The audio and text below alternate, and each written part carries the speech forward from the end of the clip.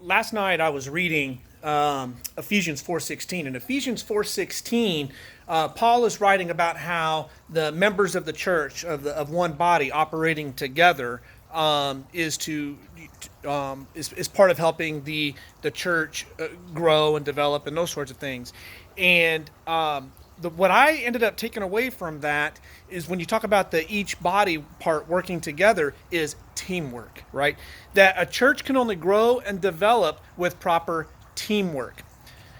Now, on that note, last night I attended a meeting, and it was with the meeting was with a ministry called Zoe Ministries. Now, Zoe Ministries has a membership profile specific to men's ministry, and they have a membership profile of about 150,000 men, different small groups around the country and those sorts of things.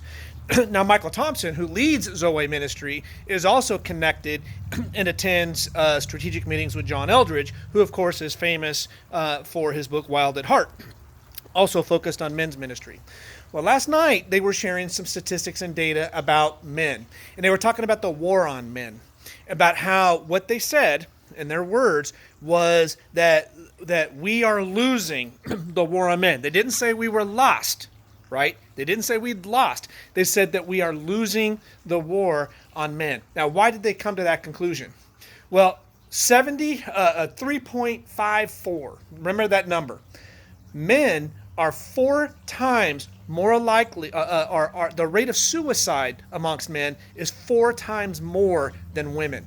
And this percentage, like 79.9% of suicides is men. The homeless rate across the nation, about 75% approximately of homeless people, 75% are single men. Pornography is out of control. The porn industry makes more money than the NFL. That's how big the porn industry is.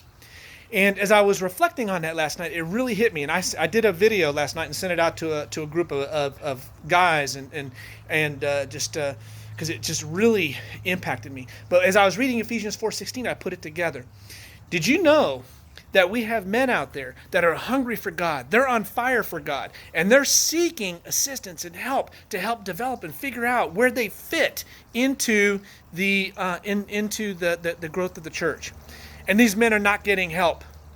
So we're not helping the demographic that is being impacted right now as a gender, as far as church and things are concerned. The suicide, the 2 primary causes that are attributed to suicide, as I've been led to understand it, is depression, obviously, and economic difficulties. But I'm sitting here and I'm just talking about teamwork.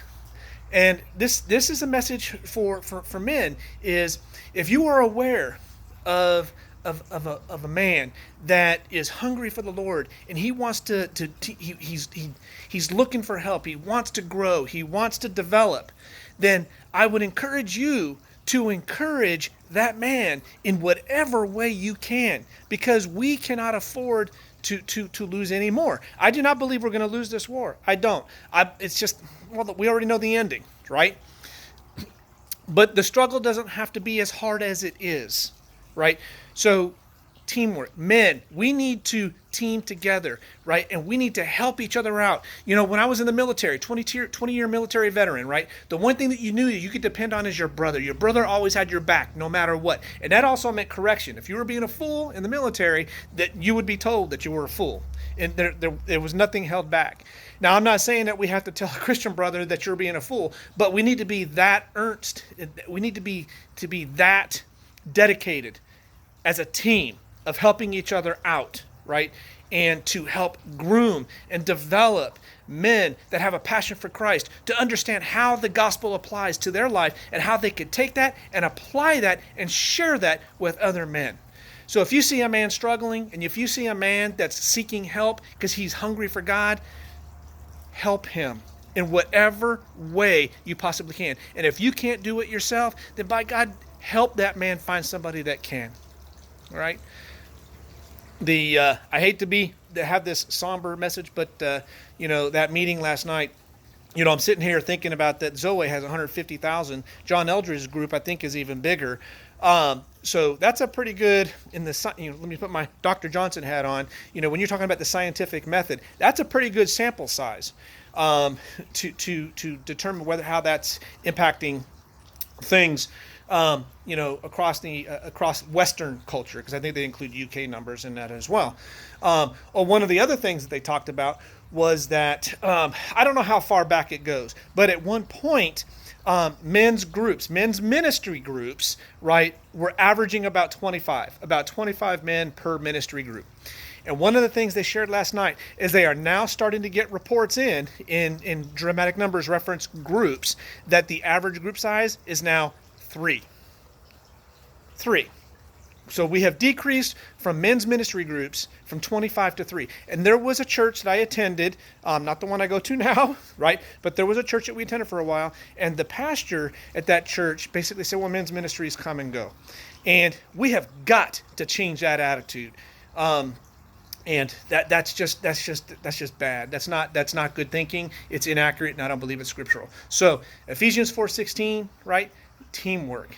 Men, let's help each other out. And if you can't help a man out, then get that man connected with another one that can.